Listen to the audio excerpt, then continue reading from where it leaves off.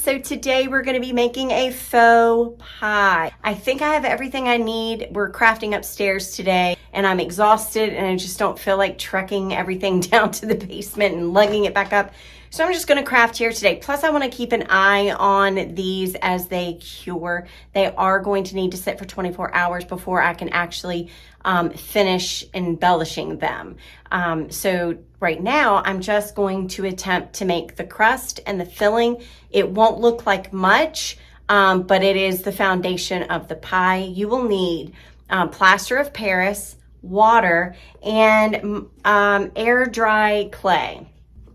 And then I could not find plaster of Paris at Hobby Lobby. So what I ended up getting is what they call Perfect Paris. When we get to that step, I will show you the bag. And so that's pretty much it. The plaster of Paris, the air dry clay, some water to mix your plaster of Paris with. And that's what's gonna, and you need pie pans, of course. You can get these at the Dollar Tree. And most Dollar Trees, oddly enough, carry these. And I was able to get 6. They had plenty. I didn't take all they had, but I got 6 because I wanted to go ahead and try to make 6 molds ahead of time. And then when I'm ready for the holidays to make a pie, I have the form ready and I can just do the fun part, which is the embellishment of the pie. Let's go ahead. I'm going to drop you down and we're going to go ahead and get started on doing the crust. The crust is first. This is going to be like playing with Play-Doh. You're just going to roll it out like make a worm. You're gonna make a worm, and the thicker the worm, the thicker the crust. You're gonna wanna work your clay pretty good.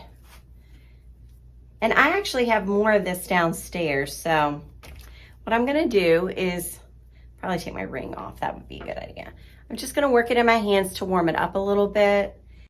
So as you work it, it becomes very pliable and soft, and you're just going to make those snakes, worms, whatever you want to call them, and you're going to cover the entire rim of the pie pan with them, gently pushing down so you're adhering the clay to the pie pan. You'll have to make multiples of those little pieces to go all the way around. I couldn't get one big long strand or snake to go all the way around. And then you're going to want to press again one more time, as you see me doing here, to secure it firmly to the pie pan. And then you're going to want to go in and flute your edges, just like with any pie, good pie crust. Pinch those edges, and then you're going to want to make sure you work the pie crust rim down into the sides of the pan so that when you put your plaster of Paris, it is going to secure to the clay. See how there's a lot of fingerprints here and some cracking, like little cracks? I can fix that with water. You're just going to dip your finger in water and you're going to use it as like a little paintbrush, and you're just going to smooth those fingerprints out. It really works very well. You don't need a lot of water. You don't need a lot of pressure. You're literally just rubbing and kind of like erasing those marks away. Keep a paper towel handy because it is messy.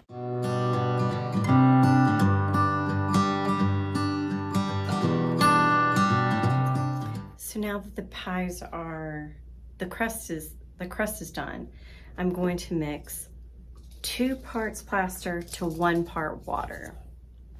You don't necessarily need to use a specific measuring tool. Just make sure that whatever you're using to dip out your plaster, you're also using the same thing to measure your water. And then as you mix it, you'll notice that you've got to mix it really well for it to get that smooth consistency. And then after you're done with this, you are going to want to throw everything away. Do not rinse it out or use your sink at all because it's not good for drainage systems.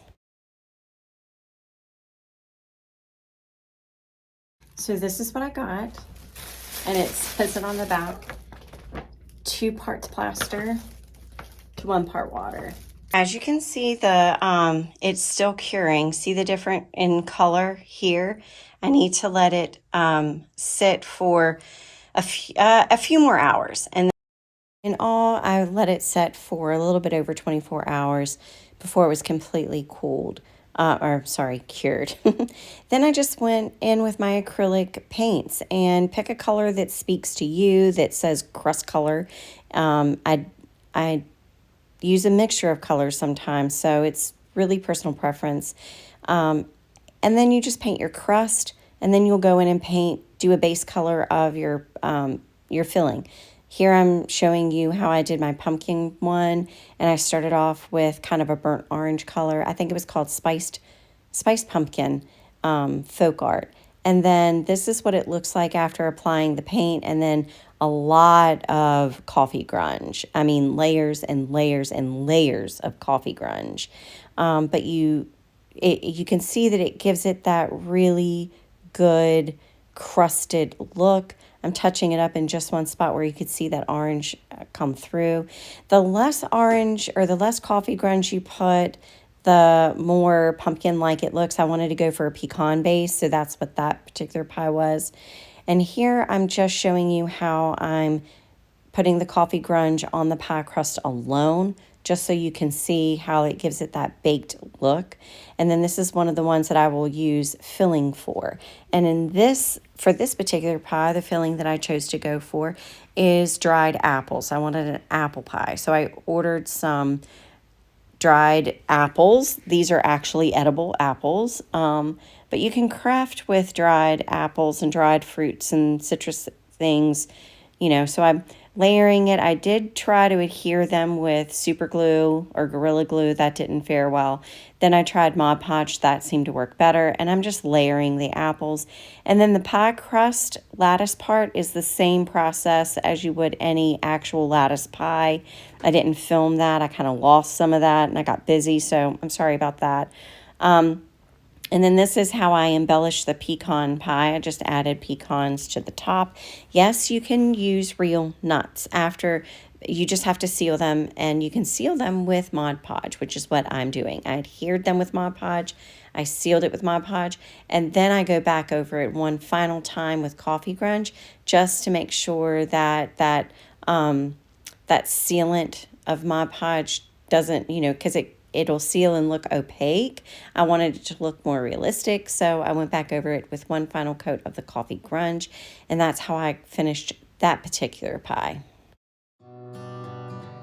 And here are the completed pies. I love how they turned out. I took you along on my journey of making them. This is not a tutorial. It is not a beginner project. I will link below a tutorial that might be more helpful to you if you would like to recreate this. But thank you for stopping by and sharing this little crafting project with me, and I hope you enjoyed it. And I hope that you come back next Sunday where we do this all again. Until then, bye.